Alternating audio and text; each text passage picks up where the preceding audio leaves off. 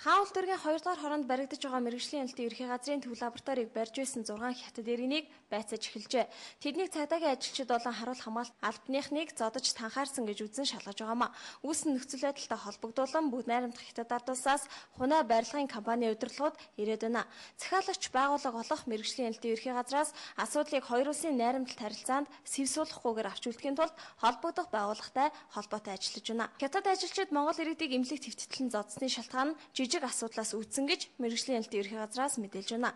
Лабораторийн байрыг барьж байгаа 116 хятад ажилчдын хэрэглэх цэвэр усыг шийдэхээр мэргэжлийн элдийн ерхий газар Sky Hypermarket-ийн хашаан дотор байх удагнаас ус татаж өгсөн байна. Хятад ажилчдын уух усыг бэлдэж өгсөн нь цаанаа учиртай. Мэргэжлийн элдийн ерхий газрын төв лаборатори бүгд найрамдах хятад ард улсын засгийн газрын буцалтгүй тусламжаар баригдаж байгаа учраас хятадууд өөрсдөө ажиллах хүчээ сонгоно, манайх барилгачдын аюулгүй байдлыг хангах, амьдрах орчныг бүрдүүлнэ гэсэн хоёр улсын гэрээний дагуу ажил явагдажээ. Гэтэл өнгөрсөн баасан гарагийн шөнийн 2-3 цагийн үед Sky Hypermarket-ийн худгаас татсан турбайн хагарч ус алдсан байна. Хоёр хятад ажилчин усны крантыг хаахаар харуул хамгаалалттай дэлгүүрийн хашааг давжээ. Ингээд хил нэвтрэлцэхгүй гагаар хэрүүл зодон босон гэж албаны хүн хэллээ. Харин босон үйл явдлыг нүдээр харсан Петроус компани шатгуун түүх станцын түгээгч хэлэхдээ шөнийн 23 цагийн үед хоёр хятад ажилчин Sky Hypermarket-ийн хашааг давж хамгаалалтын ажилчдтай зодолтож цагдаа сэргийлэх болсон гэлээ. Шөнө дунд хэрэг гарсан учраас Sky Hypermarket-ийн маргааш нь дүүргийнхээ цагдаад ханджээ. Харин дуудлагын дагуу ирсэн хоёр цагдааг хятад барилгачид мөн л зодож цагдаагийн машины цохыг хагалсан байна. Цагдаагийн ажилчдад халдсан энэ хэрэг захиалагч байгууллагын чихэнд хүрснээр тэд энэ хэрэгт анхаарч эхэлжээ. Цагдаа өнөөдөр бол арга хэмжээ аваагүй юм шиг л ярьж байгаа зүгээр цагдаа бол арга хэмжээ авж байгаа.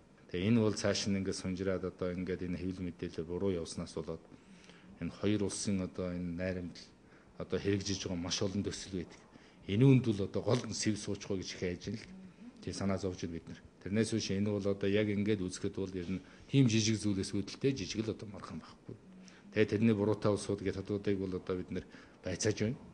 Тий 5-6 хүн байгаа байцааж байгаа. А бид нар ч гэсэн захиалагч байгууллагын хувьд хийнийг хэлмэгдүүлэхгүй. Баахан хятадууд одоо зэвсгэлчээл тэгэл нэг одоо хүн дийлдэхгүй л одоо юм байгаа юм шиг яриад байна л да.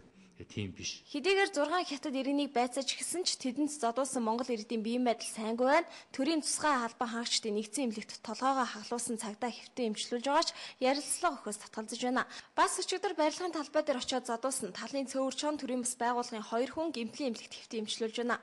Шууд цэг имэн гэмтлийн эмнэлгийн тарих нуруу нугасны засгаас мэдээлж байна. За энэ засагт өчигдөр барилга баригдаж байгаа газар очиод хятад барилгачдад зодуулсан талын цөөвөр чон төрийн бас байгууллагын 2 хүн хэвтэн эмчлүүлж байгаамаа. За тэднийг харж байгаа сахиурын хэлж байгаагаар тэд 32-ийн арматурын төмрөөр толгойдоо зохиулсан биеийн байдал нь тийм ч сайн бишээ гэсэн мэдээллийг өгч байна. Гэхдээ тэд яриа өгөхөөс татгалзаж байгаамаа.